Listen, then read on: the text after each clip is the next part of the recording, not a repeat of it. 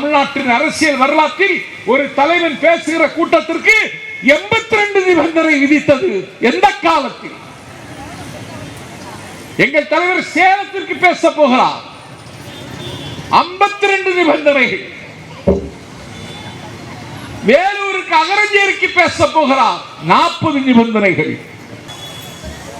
ஒரு சின்ன பயல் சிறங்கு பிடித்த ராஸ்கல் சீமான் திருச்சியில் கூட்டம் போடுகிறார். நிபந்தனை விதித்தீர்களா? கட்டுப்பாடு போட்டீர்களா? இதையெல்லாம் பின்பற்ற வேண்டும் என்று அந்த பயலுக்கு சொன்னீர்களா? ஒரு சில்லறை பயலுக்கு மீது காட்டுகிற அக்கறையை ஏன் தாவேக்காவுக்கு தரமாட்டேன் என்கிறீர்கள்? அதுல அனில் சம்பத்னு ஒருத்தன் இருக்கிறான். ஏன்னா மரியாதை குறைவா எப்பவுமே பேசுறது இல்ல. ஆனா அந்த ஆள மரியாதை கொடுத்தா அது ரொம்ப தப்பா போயிடும். அவன் சொல்றான், சீமான்னு ஒரு சில்லறை பையன். ஏண்டா டேய், உன்ன மாதிரி கட்சி மாறி பிச்சை எடுத்து பொழைக்கிறதுக்கு ஓடினவனாடா என்னுடைய அண்ணன். ஏண்டா 2010 கட்சி ஆரம்பிச்ச போது ஒரு பேர் அறிவிப்பு செஞ்சான்டா என் அண்ணன். தேசிய கட்சிகளோடு கூட்டணி இல்லை, திராவிட கட்சிகளோடு கூட்டணி இல்லைன்னு என்னைக்கு சொன்னா? 16 வருஷத்துக்கு முன்னாடி மதுரையில மே மாதம் 18ஆம் தேதி கட்சி ஆரம்பிக்கிறது சொன்னான்டா. அன்னையில இருந்து இன்னைக்கு வரைக்கும் தனிச்சு நிக்கிறவனை பார்த்து கேட்கறியா அனில் சம்பத்? நீ கேட்கிற எங்க கட்சிக்கு நிபந்தனைகள் போட்டாங்க. நிபந்தனை போடாம என்ன போடுவான்? என்ன போடுவான்னு கேட்கிறேன். இந்த திருச்சியில நாங்கள் தான் கொண்டோம். எங்களுக்கு ஈரோட்ல 82 நிபந்தனை போட்டுட்டான். தஞ்சாவூர்ல 40 நிபந்தனை போட்டுட்டான். ஏய், உன்னை கூட்டம் போடுறதுக்கு அனுமதிச்சிருக்க கூடாதுடா. ஏண்டா நீங்க செஞ்ச அக்கிரமம், கரூர்ல நீங்கள் செஞ்ச அட்டூழியம், நீங்கள் செய்திருக்கக்கூடிய படுகொலைகளுக்கு திமுக அரசு ஈன்னு பல்ல காட்டிட்டு இவனும் நம்மள மாதிரியே திராவிட கட்சி தானேன்னு சொல்லி உங்களுக்கு அனுமதி கொடுத்ததே பெருசு. நாங்களும் தாண்டா கூடணும். திருச்சியில 6-7 லட்சம் பேர் கூடணும். ஏதாவது ஒரு சம்பவம் நடந்துச்சா? ஒரு சம்பவம் நடந்துச்சா? என் அன்பான உறவுகளை, இந்த கீழ்கட்டளை பகுதியிலே இருக்கக்கூடிய எங்கள் குருதி உறவுகளை, நீங்க தொலைக்காட்சியிலே பார்த்திருப்பீர்கள். திருச்சியிலே நடந்த எங்களுடைய அந்த மாநாட்டை நீங்கள் தொலைக்காட்சியிலே பார்த்திருப்பீர்கள். 6-7 லட்சம் பேர் திரண்டிருந்தோம். ஒரே ஒரு வார்த்தை, அந்த ஒரு வார்த்தை அந்த 7 லட்சம் பேரையும் எழுந்து நிற்க வைத்தது. அந்த 7 லட்சம் பேரும் பின் டிராப் சைலண்டில் அந்த இடத்தில் தலை குனிந்து அமைதியாக நின்னா பாருங்க. அதுதான் மக்கள் ராணுவம். அந்த வார்த்தை என்ன வார்த்தை தெரியுமா? அக வணக்கம் அப்படின்னு சொன்ன உடனே 7 லட்சம் பேர் எழுந்து நின்னால. எங்களுக்கு எவன்டா இருக்கிறான் தமிழ்நாட்டில் நிபந்தனை போடுறதுக்கு? எங்க கட்சிக்கு வரக்கூடிய எங்கள் கட்சி கூட்டத்துக்கு இதுவரைக்கும் வந்த காவல்துறை அதிகாரிகள், காவலர்கள் இதுவரைக்கும் எந்த வேலையும் நாங்கள் செய்ய விட்டதில்லை. என் கட்சிக்காரன் பார்த்துக்குவாண்டா. எங்கள் பிள்ளைகள் வடிவமைக்கப்பட்ட ராணுவம். அப்படியே இருக்கைகள் தனியா காவல்துறை அதிகாரிகளுக்கு இருக்கை போட்டு எங்கள் நிகழ்ச்சிகளை அவர்களை பார்த்து ரசிக்க வைப்போம். நாங்க எவ்வளவு ஒழுங்கானவர்கள். எங்களை பார்த்து கேட்கிறியா அனில் சம்பத், சீமான் சில்லறை பையன்? ஐயா, இது நாங்க உங்களை வயசான ஆளு பாவன்னு விட்டுட்டு போறோம். நாங்க ஏறி அடிச்சோம், அவ்வளவுதான். நாங்கள் பச்சோந்தின்னு சொன்னா கூட பச்சோந்தி எல்லாம் கோவிச்சுக்கும். அவ்வளவு மோசமான ஒரு ஆளு நீ. நீ எங்கள் அண்ணனை பற்றி இப்படி பேசுவதை தயவு செய்து நிறுத்திக்குங்க. அதுல வேற இப்போ ஒருத்தன் வந்திருக்கிறாங்க. எங்க அண்ணன் அவனை பத்தி எல்லாம் பேசாதரா. நீ பேசுற அரசியலை புரிஞ்சுக்கிறதுக்கு அவங்களுக்கு இன்னும் 1 நூற்றாண்டு ஆகும்டா. நீ பேசாதரான்னு சொல்லி தொலைக்கிறாரு. ஆனால் பேசாமல் இருக்க முடியவில்லை. பேச வேண்டிய நிலைமை இருக்கு. நீ கொண்டாந்து எம்ஜிஆர் வச்ச வழிகாட்டின்னு, நீ கொண்டாந்து அண்ணாவை வச்ச, நீ கொண்டாந்து பெரியார வச்ச வழிகாட்டின்னு. அப்படி வைக்கும் போதே நாங்க யோசிச்சோம். நாங்க சொன்னோம், ஏண்டா இவங்களால தாண்டா தமிழ்நாடே குட்டிச்சோரா போய் கிடக்கு. தமிழ்நாடே இன்றைக்கு அநியாயமா அழிஞ்சு போய் கிடக்கிறதுக்கு யாரா காரணம்? தமிழக அரசியல் இன்றைக்கு ஒண்ணுமில்லாமல் தரமட்டமா கிடக்கிறதுக்கு இவங்க தானடா காரணம். இவங்களை கொண்டு வந்து நீ வழிகாட்டி நீ வச்சிருக்கிறிய, நீ உருப்படுவியா அப்படின்னு நாங்கெல்லாம் நினைச்சோம். அப்பெல்லாம் நாங்க சொன்னோம். ஆனா இன்னைக்கு என்ன தெரியுமில்ல, அவங்களுக்கும் இவங்களுக்கும் ஒரு வித்தியாசமும் கிடையாது. அவனும் இலவசம் கொடுப்பான், இவனும் இலவசம் கொடுப்பான். அவன்லாம் சின்னதாக கொடுத்தானா இவன் பெருசாக வீடு கட்டி தர்றேங்கிறான்.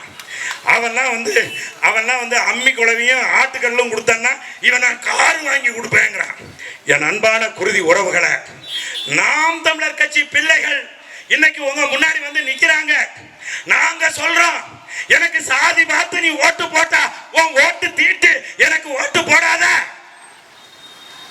இலவசம் வாங்கி இலவசம் கொடுத்தாதான் நீ ஓட்டு போடுவே அப்படின்னு சொன்னா உன் ஓட்டு தீட்டு, நீ ஓட்டு போடாத. எவன் உனக்கு இலவசம் கொடுக்குறானோ அவனுக்கு போடு. நாங்க ஆட்சி அதிகாரத்துக்கு வந்து கொள்ளையடிக்கணும், ஆட்சி அதிகாரத்துக்கு வந்து சம்பாதிக்கணும்னு வந்தவங்க கிடையாது. நாங்கள் எல்லாரும் நல்லா தான் இருக்கிறோம். எங்கள் அப்பா அம்மாலாம் நல்லா தான் வச்சுருக்காங்க. 3 நேரம் சோறு கிடைக்குது, நல்லா தான் வாழ்கிறோம். இந்த மக்களை ஏமாற்றி மக்களிடமிருந்து கொள்ளையடிச்சு கோடி கோடியாக சம்பாதிக்கணுங்கிற எண்ணம் எங்களுக்கு கிடையாது. எங்கள் அண்ணனை கேட்டாங்க, நீங்க 10 லட்சம் கோடி கடன் இருக்கு, நான் 1 ரூபாய் கூட கடன் வாங்காமல் ஆட்சி அதிகாரம் செய்வேன் என்று சொல்லுகிறீர்களே, இந்த 10 லட்சம் கோடியை எப்படி அடைப்பீங்கன்னு எங்க அண்ணன் செந்தமிழன் சீமானை கேட்டாங்க. அப்ப எங்க அண்ணன் சொன்னாரு, எவன் சம்பாதித்து வச்சிருக்கிறானோ அவன் தெரிந்து எடுத்து அடைப்பேன் அப்படின்னாரு. ஒவ்வொருத்தனும் எம்எல்ஏ ஆகிறதுக்கு முன்னாடி நீ எவ்வளவு சொத்துன்னு கணக்கு காட்டிருக்கேன்னு லிஸ்ட் எடுப்போம். எம்பி ஆகிறதுக்கு முன்னாடி நீ எவ்வளவு கணக்கு காட்டியிருக்க, உன் சொத்து மதிப்பு என்னன்னு நாங்கள் லிஸ்ட் எடுப்போம். இன்னைக்கு உன் சொத்து மதிப்பு என்ன? மக்களை ஏமாற்றி கொள்ளையடித்து எவ்வளவு பணத்தை நீ சேர்த்து வச்சிருக்கன்னு கணக்கெடுத்து அந்த பணத்தெல்லாம் புடுங்கி இந்த 10 லட்சம் கோடி கடனை அடைப்போம் என்று எங்கள் அண்ணன் சொன்னார். என் அன்பான உறவுகளை, நாம் தமிழர் கட்சி மற்ற இங்க வந்து ஆட்சி மாற்றம், நீங்க யாருக்கெல்லாம் ஓட்டு போட்டீங்க? இந்த மக்களை பத்தி எங்களுக்கு நல்லா தெரியும். நானும் உங்க வீட்டு பிள்ளை தானே. என் மாமன், மச்சான், சித்தப்பன், பெரியப்பன், என் சின்னம்மா, பெரியம்மா, என் அத்தை, உங்களை பத்தி எங்களுக்கு தெரியாதா? உங்க மனநிலை என்னன்னு எங்களுக்கு தெரியாதா? நீங்க என்ன பண்ணுவீங்க? இப்ப திமுக அரசாங்கம் 5 வருஷமா அட்டூழியம் செய்து 5 வருஷமா மிகப்பெரிய கொடுமையை செஞ்சுக்கிட்டு இருக்கு. நீங்க எல்லாம் மனசுக்குள்ள என்ன திட்டம் போடுவீங்கன்னு எங்களுக்கு தெரியும். இருடா, தேர்தல் வரட்டும், உன்னை நான் எப்படி பழி வாங்குறேன்னு பாரு. தேர்தல் நாளுக்காக நான் காத்து கொண்டிருப்பேன். தேர்தல் வரட்டும், அன்னைக்கு வச்சு உனக்கு காட்டுறா பாடம், உனக்கு புகுத்துறா பாடம்னு சொல்லி காத்துக்கிட்டு இருந்து என்ன பண்ணுவீங்க? 5 வருஷம் கழிச்சு அண்ணா திமுகவுக்கு ஓட்டு போடுவீங்க. யார் நீங்க? இதுக்கு முன்னாடி 5 வருஷத்துக்கு முன்னாடி அண்ணா திமுக ஆட்சி சரியில்லைன்னு சொல்லி திமுகவுக்கு போட்ட நீங்க இப்ப திமுக சரியில்லைன்னு சொல்லி அண்ணா திமுகவுக்கு ஓட்டு போடுவீங்க. இதானே உங்க மனநிலை? இத்தனை ஆண்டு காலமா இதான பண்ணிட்டு இருக்கீங்க. படித்தவர்கள், சிந்திக்க தெரிந்தவர்கள் மாறி மாறி நம்ம ஓட்டு போட்டோமே, ஏதேனும் இந்த மண்ணில் ஏதேனும் மாற்றம் நடந்திருக்கா? ஏதாவது இந்த மக்களுக்கு செய்திருக்கிறார்களா என்பதை நீங்கள் பார்த்து சிந்தித்து இந்த மக்களுக்கு வாக்களிங்க. ஏங்க, நான் சினிமா டைரக்டருங்க. நான் என் பாணியில வந்து உங்களுக்கு ஒரு விஷயத்தை தெளிவா புரிய வைக்கிறேன் பாருங்க. ஒரே ஸ்கிரிப்டுங்க, ஒரே ஸ்கிரிப்ட். அந்த ஒரே ஸ்கிரிப்ட அண்ணா திமுக காரன் ஒரு ஹீரோவை போட்டு எடுப்பான், திமுக காரன் ஒரு ஹீரோவை போட்டு எடுப்பான். அண்ணா திமுக காரன் போட்டு எடுக்கிற அந்த ஹீரோ பேரு எடப்பாடி பழனிசாமி, திமுக காரன் போட்டு எடுக்கிற அந்த ஹீரோ பேரு வந்து மு.க. ஸ்டாலின். அது என்னடா ஒரே ஸ்கிரிப்ட்னு கேக்குறீங்களா? அதாங்க திராவிடம். திராவிடம்னு ஒரே ஒரு ஸ்கிரிப்டை வச்சுக்கிட்டு, அது என்னடா திராவிடம்னு இவனை கேளு இவனுக்கும் தெரியாது, அவனை கேளு அவனுக்கும் தெரியாது. அந்த திராவிடங்கிற ஒரு ஸ்கிரிப்டை வச்சுக்கிட்டு மாத்தி மாத்தி ரீமேக் பண்றான். இவன் ரீமேக் பண்ணுவான், அப்புறம் அவன் ரீமேக் பண்ணுவான். எத்தனை தடவை அவங்க ரீமேக்கை நாங்க பாக்குறது? என் உயிர் அண்ணன் செந்தமிழன் சீமான் வர்றான், புதிய ஸ்கிரிப்டா, தமிழ் தேசம் என்கிற ஒரு புதிய ஸ்கிரிப்டோட எங்க அண்ணன் வர்றான். எங்க ஸ்கிரிப்ட்ல கதாநாயகன் யார் தெரியுமா? எங்க அண்ணன் கதாநாயகன் கிடையாது. எங்க ஸ்கிரிப்ட்ல மக்கள் தான்டா கதாநாயகன். இயக்குனர் யார் தெரியுமா? என் அண்ணன் கிடையாது இயக்குனர், மக்கள் தான்டா எங்க ஸ்கிரிப்ட்ல இயக்குனர். மக்களுக்காக, மக்களிடமிருந்து வந்த பிள்ளைகள் நாங்கள். மக்களுக்காக நாங்க போராடுவோம். ஒரு ஊர்ல ஒரு பெரிய பண்ணையார் இருந்தாராம். அந்த பண்ணையார் என்ன, வீட்டில் ஒரு எலி இருந்து ரொம்ப தொந்தரவு பண்ணிட்டு இருக்குன்னு சொல்லி அந்த எலியை எப்படியாவது பிடிச்சிடலான்னு ஒரு எலி பிடிக்கிறதுக்கு ஒரு பொறி வாங்கிட்டு வந்திருக்காரு. அந்த பொறியை பார்த்தது எலி பயந்துருச்சான். ஐயோ நம்மளை பிடிச்சிட போறாங்களேன்னு பயந்துருக்கு. அதை போய் என்ன சொல்லியிருக்கு, வீட்டில் இருந்த ஒரு கோழிகிட்ட சொல்லியிருக்கு, அடுத்து ஒரு வான்கோழிகிட்ட சொல்லியிருக்கு, அடுத்து அந்த வீட்டில் கட்டி கிடந்த ஆட்டுக்கிட்ட போய் சொல்லியிருக்கு. அந்த ஆடு வான்கோழி கோழியெல்லாம் சொன்னிச்சான், எலி அது எங்களை பிடிக்கிறதுக்கு கிடையாது, ஒன்றை பிடிக்கிறதுக்கு, அது ஓம் பிரச்சனை, நீ பார்த்துக்க அனுச்சான். அந்த எலி பறியில அந்த எலி பொறியில ஒரு பாம்பு மாட்டி அதை எடுக்க ஒரு அதிகாலையில் போகும்போது அந்த வீட்டு அம்மாவை அந்த பாம்பு கொத்திடுச்சு. மருத்துவமனைக்கு கொண்டுட்டு போனாங்க. மருத்துவமனையில் சொன்னாங்களா, ஒரு கோழியை அடித்து ரசம் வச்சு கொடுங்க, விஷம் இறங்கிடணும் அப்படின்னாங்களா. உடனே கோழியை அடிச்சிட்டாங்க. இந்த அம்மாவுக்கு பாம்பு கடிச்சு உயிர் பிழைச்சிட்டான்னு பார்க்கறதுக்கு ஊர்ல இருந்து ரொம்ப பேர் வந்தாங்களாம். எல்லாருக்கும் விருந்து வைக்கணும்னு அந்த வான்கோழியை அடிச்சிட்டாங்க. ஊரே திரண்டு வந்திருக்கு. வந்தது எல்லாருக்கும் விருந்து வைக்கணுமேனு ஆட்டையும் வெட்டிட்டாங்களாம். நீங்க நல்லா யோசிச்சு பாருங்க. இதுல ஆடு, வான்கோழி, அந்த கோழி எல்லாம் யாருன்னா மக்கள். மக்கள் தான். அந்த முதலாளி யாருன்னா அண்ணா திமுக காரன், திமுக காரன். உங்கள்கிட்ட பொறி வச்சு உங்களை பிடிக்க, உங்க ஓட்டை வாங்க வருவான். எப்படி வருவான்? காசு கொண்டுட்டு வருவான். பொய்யான திட்டங்களை கொண்டு வருவான். நான் அதை செஞ்சு கிழிப்பேன், இதை செஞ்சு கிழிப்பேன் அப்படின்னு சொல்லிட்டு வருவான். உசாராச்சுல எலி பதறி துடிச்சிச்சு பாருங்க. ஐயோ பொறி வருகிறது, எனக்கு ஆபத்து, எனக்கு மட்டுமில்லை உங்களுக்கும் ஆபத்து என்று அலறி துடித்த அந்த எலி இருக்கு பாருங்க. அதுதான் விழிப்புற்று. இந்த திராவிட கட்சிகளை வேரோடும் வேரடி மண்ணோடும் புடுங்கி வீச வேண்டும் என்று சொல்லி நாம் தமிழர் கட்சிக்கு என்னுயிர் அண்ணன் செந்தமிழன் சீமானுக்கு 36 லட்சம் பேர் வாக்கு போட்டு 8.22 ஆக்கினா பத்தியா. அவன் தாண்டா இந்த நிலப்பரப்புக்கு ஆபத்து வருது. இங்க மலையை வெட்டி விற்கிறான், மண்ணை அள்ளி விட்டுறான். மலையை வெட்டி வித்தா எனக்கு என்னடா? இங்க பல்லாவரம் தொகுதியில் இருக்க மக்கள், மலை எங்கேயோ இருக்கு, அதை வெட்டி வித்தா எனக்கு என்ன கேடு? மணல் எங்கேயோ ஆறு போகுது, என் ஊர்ல ஆறா போகுது, எனக்கு என்ன பிரச்சனை? என் அன்பான குருவி உறவுகளை, மலையை வெட்டி வித்தா என்ன பிரச்சனைன்னா, மழை இல்லையே மழை பெய்யாது. மழை பெய்யல அப்படின்னு சொன்னா புல் புல் பூண்டு பூச்சி புழு எதுவும் இந்த பூமியில் இருக்காது.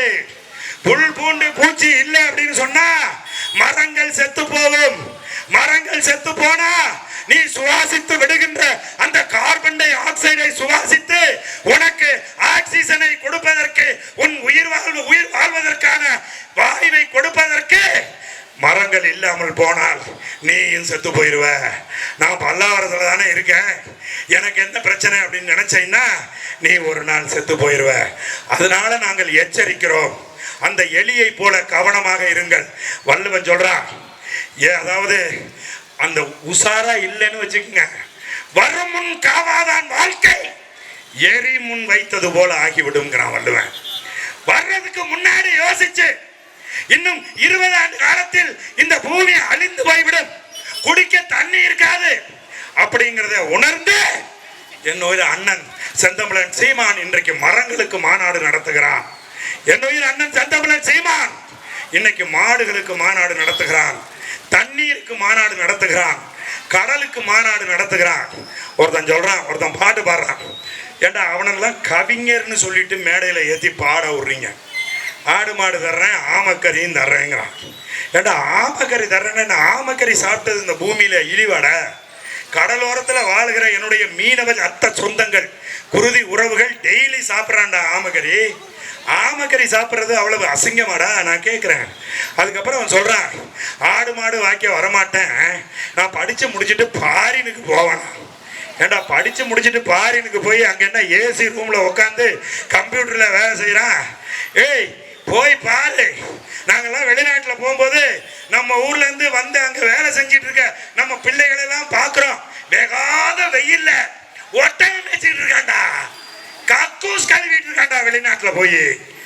சொல்றான் ஒருத்தன் பாட்டு, கவிஞன் அப்படின்னா சொற்குற்றம் இருக்கக்கூடாது, பொருள் குற்றம் இருக்கக்கூடாது. வெக்கம் கெட்டவனே, நீ எல்லாம் கவிஞன் என்று சொல்லி இனி மேடையில் ஏறி இது போன்று தற்கொலைத்தனமாக பேசுவதை நிறுத்திக்கொள். அறுபட்டு போயிடும் நாக்கு.